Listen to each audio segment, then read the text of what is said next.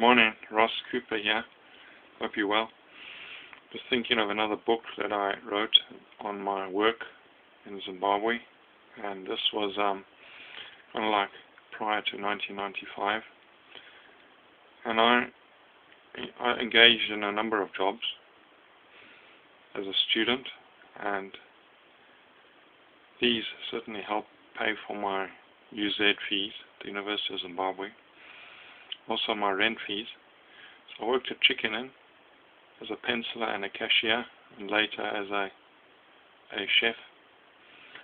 And I worked there a number of years, and I always worked there school holidays, university holidays, and sometimes some weekends. Money was alright, I could live on it. And then I remember as well that they used to give us $5 meal a day, which was massive. So yeah, I also got to eat quite a bit of their food. I also worked at Corp as an administration clerk, and that was very, very interesting as it stimulated my agricultural background.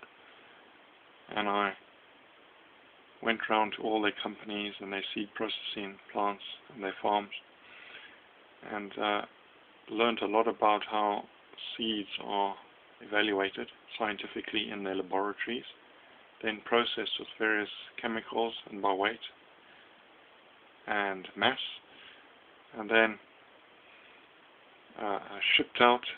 packaged and shipped out to the farmers, and the advice that Seed Co-op gave the farmers as when and when not to plant the seeds.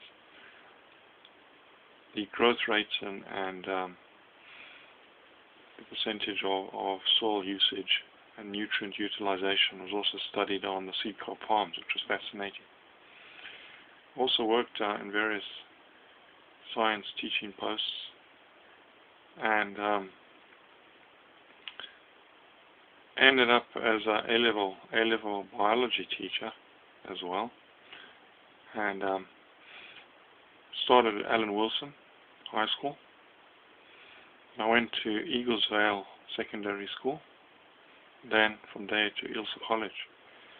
And this was building up my teaching experience for my later years in lecturing and my employment at the University of Zimbabwe and then other universities later on. But prior to 1995, I was very keen to work in Zimbabwe, and I had no intention of leaving Zimbabwe. I wanted to contribute to the economy. I met lots of interesting people, including big directors. Met some famous people who came, for example, to buy takeaways at Chicken Inn, ranging from famous Zimbabwean singers to our various artists, one of which was Oliver Mutukudzi, another was Andy Brown. So really fascinating. And I also got to meet some of my fellow classmates that I hadn't seen for years. They came into the Speak Avenue branch to buy a takeaway.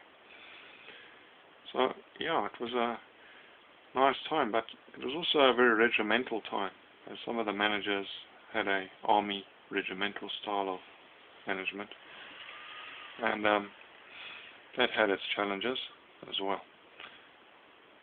I did do some volunteering work at TOC-H, and I volunteered and helped orphans with their homework at Emerald Hill.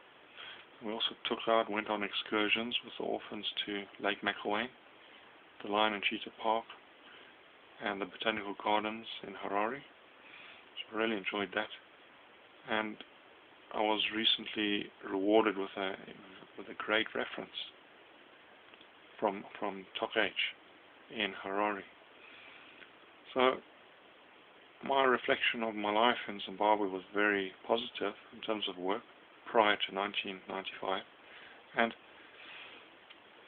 it's something to reminisce of and perhaps to write about. And I wrote about this book called Zimbabwean Work Days prior to 1995 under my title Dr. Ross Gordon Cooper, and you can find this at Lulu Press Limited. Okay, Lulu Press. And if you want, you can have a look, buy it, read it, and enjoy it. It may bring back some memories. So take care and all the best. Keep up the self-isolation. Keep positive. Stay happy. Okay, mush. Okay, bye now. Cheers. Bye.